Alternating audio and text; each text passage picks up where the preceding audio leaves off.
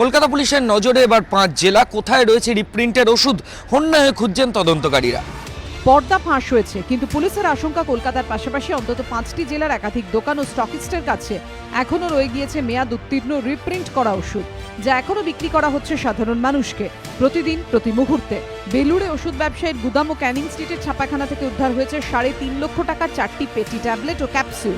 Police সূত্রে দাবি, উদ্ধার হওয়া ওষুধের মধ্যে বেশিরভাগই অ্যান্টিব্যাক্ট সিভি ও পডিক সিভি। পুলিশ সূত্রে দাবি, এই দুটি ওষুধই সবচেয়ে বেশি পরিমাণে ছড়িয়ে পড়েছে এই 5 জেলায়। বিশেষজ্ঞদের মতে, চর্মরোগ টনসিলের ওষুধে ব্যবহৃত হয় অ্যান্টিব্যাক্ট সিভি, কিন্তু মেয়াদ পুরনোর পরে এই ওষুধ ব্যবহার করলে ফল হতে পারে মারাত্মক। বিশেষজ্ঞদের মতে, ঘাম, বমি, অ্যালার্জি, শ্বাসকষ্ট থেকে রক্ত জমাট বেঁধে ধমনী পর্যন্ত ব্লক হয়ে যেতে পারে। সেক্ষেত্রে মৃত্যুর আশঙ্কাও থাকে। পুলিশ সূত্রে খবর, উদ্ধার হওয়া মেয়াদ উত্তীর্ণ ওষুধের তালিকায় রয়েছে পডিক সিভি। বিশেষজ্ঞদের মতে, নিউমোনিয়া, টনসিলের অসুখ, হাড়ে ব্যথা, হাড়ের মধ্যে পুঁজ জমে যাওয়া, শ্বাসযন্ত্রে সংক্রমণ রুখতে পডিক সিভি ব্যবহার করা হয়। আর মেয়াদ উত্তীর্ণ অবস্থায় এই ওষুধ ব্যবহার করলে শ্বাসকষ্ট, অ্যালার্জি থেকে সর্দি হতে পারে। বড়রা তো বটেই, মেয়াদ উত্তীর্ণ এইসব ওষুধ শিশু দেহের জন্য আরও মারাত্মক। কখনো যদি ভুলবশত এক্সপায়ার্ড মেডিসিন বাচ্চাদের পেটে চলে যায়, ওরাল মেডিসিনস, বিভিন্ন রকমের পার্শ্ব প্রতিক্রিয়া এই সব ওষুধের জন্য হতে পারে।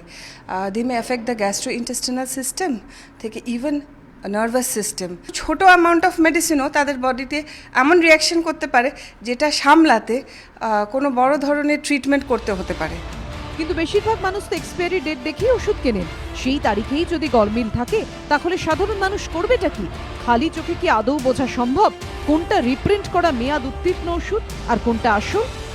খুব সাবধানভাবে দেখতে হবে যে কোনো ওভার রাইটিং বা কিছু আছে নাকি। যদি ওভার রাইটিং থাকে তাহলে ওটা হচ্ছে ট্যাম্পার্ড ওষুধ। অথবা যদি ওষুধে একটা নমুনা প্রতিক্রিয়া করে দেখা যায়, যদি দেখি ওষুধটা খুলে ট্যাবলেটটা সহজেই ভেঙে যাচ্ছে, তার মানে এটা ডেফিনেটলি একটা এক্সপায়ার্ড ওষুধ।